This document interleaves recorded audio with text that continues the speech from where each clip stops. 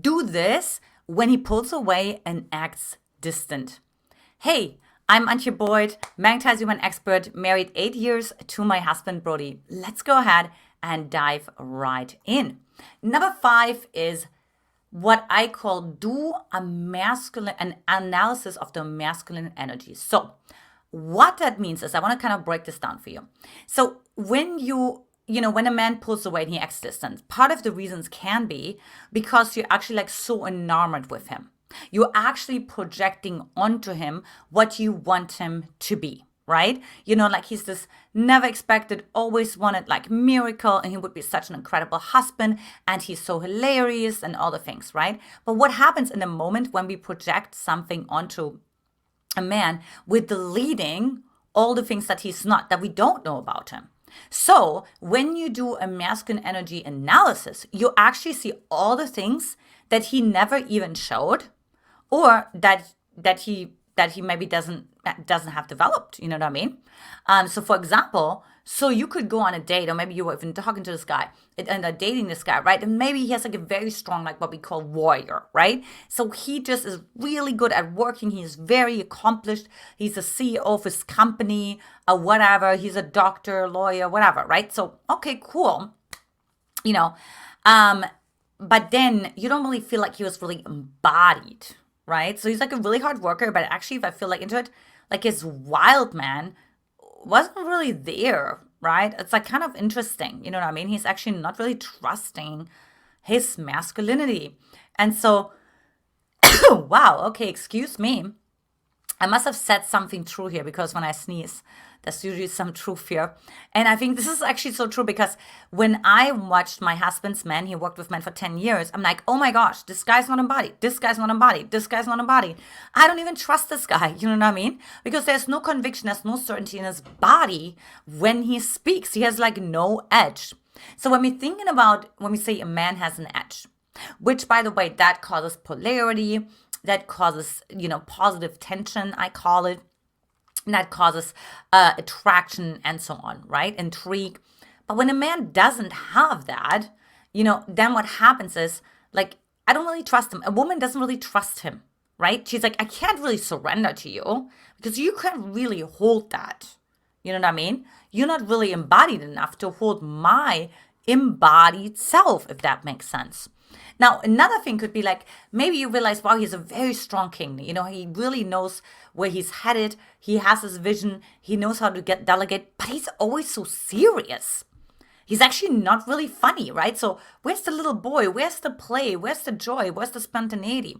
So again, when you do that masculine energy analysis, you actually realize, wait a minute, actually the guy that I put so much on this pedestal, he actually has certain things that he's not worked out for himself. And I never even thought of that, because I was just focusing on what I did see, and I wasn't really focusing on what I didn't see. And that's so healing for the thousands of single successful women that have worked with me all over the world, because they're like, wait a minute, hold on a second, you know what I mean? I was just projecting onto him. I was just like dating an illusion.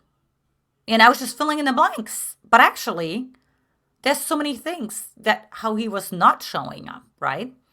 Number 4 is heal your own shadows. Okay, so first of all, what is a shadow? Now, we all have parts inside of ourselves, emotions, qualities that, let's just say, we're not exactly like proud of, you know what I mean? So, for example, we could have the shadow like arrogance, you know what I mean? Like I don't want to become off as arrogant. I don't want to come off as like selfish. I don't want to come off as a doormat. I don't want to come off as helpless. I don't want to come off as vain. And you could just go on and on and on, right?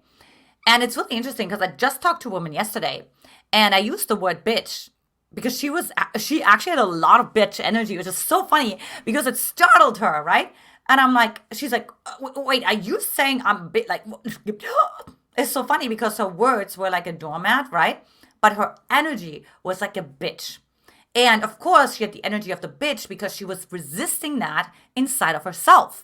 She actually bitch is like one of her shadows, right? Like she has that very much inside of her, but she's not owning it. So if somebody calls her a bitch, she would go into like defense mechanism basically, right? Like, oh no, that's so not me. Are you kidding me? I just was donating time and money. I just volunteered last week. I'm so kind and compassionate and considerate, right? All those things, right? I'm like, no, that's not helping you because you're giving all your power away, right? So what you want to do is, and then what happens is the man leaves. The reason why we talk about this is because we really talk about what do you do when your man acts distant or he pulls away. Part of the reason why he pulls away, because he feels you're not really authentic, right? And then what happens is there is a conflict that occurs inside of himself because he's like, well, there is this part that how she shows me, who she shows up, and then that's how I really feel when I'm with her. I don't feel. And so I'm confused. And then the confused mind says no. And then I pull back. Now, part of the reason why I could be confused is because you're suppressing those certain qualities inside of yourself because you don't want to come off as the bitch. You don't want to come off as mean. You don't want to come off as controlling. You don't want to come off as dominant. You don't want to come off as abrasive. You don't want to come off as fill in the blank, right? But it's not serving you because the man is actually trusting you less and he's gonna pull away. And guess what? The woman I talked to yesterday, that's exactly what's happening. The guy's just not texting her, right? And go figure. Of course he's not. Because he's like simply like really confused and she's sending all these mixed messages. And he's like, wait, something's not adding up here. And so what you want to do instead is you want to actually heal your shadow. Now, how do you do that? You actually work on, this is like, of course, what I teach my women in my program, but it's developing a positive relationship to that quality that you don't want to have, right? So what's so great about being arrogant? What's so great? Well, for example, there's confidence in arrogance, right? Or what's so great about being a bitch? Well, there's boundaries in being a bitch, right? There's also a little bit you care a little less, so you're less in a place where you could be manipulated, for example, right? Also, the bitch is being respected. So on and on it goes, right? So you just want to see what's so great about that. You want to heal that because that oftentimes makes them turn around and have them come back. I've one story particularly of my client Annette, and that's exactly what she did. She did this work on her rage, her anger, and literally a guy from 20 years ago came back to her, reached out to her on Facebook, right? And then flew her out and proposed marriage. So I don't think there's a coincidence. It is all about being aligned physically, mentally, emotionally, and spiritually. Number 3 is, and I talked about this in the first one, is take him off the pedestal. One thing I always say is the soulmate is real, but the pedestal you put him on is simply not. Look, everyone is flawed. Everyone has insecurities. Everyone has vulnerable parts, right? And so just take him off the pedestal because, one thing that one of my friends told me is that, if we men can sense that you put us on a pedestal, we're like, oh, well, obviously we can trust her because we certainly can be ourselves with you because you already decided we're perfect. So all what's going to happen is we're going to fall off this pedestal at some point. So, no, it's not going to work out. We're not going to trust that relationship. You know what I mean? We're never going to show ourselves. We're not going to become emotionally available. So take him off the pedestal. Treat him like a normal person. Talk to him like you would talk to your girlfriend.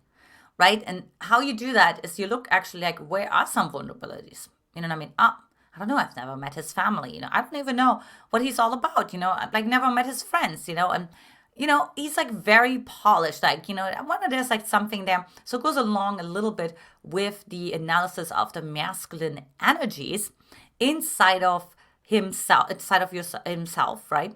But in any case, take him off the pedestal. Now, this you may have heard before. Number 2 is heal your attachment. So, whatever you resist persists, right? So, if you're used to not having men run the opposite direction, you're going to resist that. So, what are you going to do? You're going to hold on more. You develop more anxiety. You speak more. You talk more. You please more. You accommodate more. You do all those different things, turning yourself into a pretzel that pushes them even further away. And on top of that, it leaves you struggling, alone, anxious, right? Abandoned, all the things. So it doesn't work for anyone. It's just a lose-lose situation. So what you want to do instead is you want to heal your attachment style. Now, one thing, and this is a common misunderstanding, is that heal your attachment style means like pushing it to the side, depending, like pretending it's not existing, playing Mrs. Cool, and so on. That's why why I don't like the book Why Men Love Bitches, because it sounds like, oh, just play aloof, just play like, you don't really care. It doesn't really work, because your energy is still going to talk about that you're anxious, right? But what works instead is actually what I did with my husband. I was actually speaking to the fact that I had an anxious attachment style, right? So I literally said like, hey, I have this anxious attachment style. It's a working model inside of myself now. I had studied it at UC Berkeley, right? So I knew how to explain that. And this is how it shows up, right? Like I get anxious sometimes, and I can sometimes doubt things, or the fear of losing you or whatever. And then how I'm going to handle that is fill in the blank, right? So I gave him a context, what's going to happen. I also told him I'm owning that. I'm also told him I'm not going to hide that. Now, that is very intriguing. That's very healing for a man that actually has a secure attachment style, because he will actually trust you. And he will be like, this woman knows herself.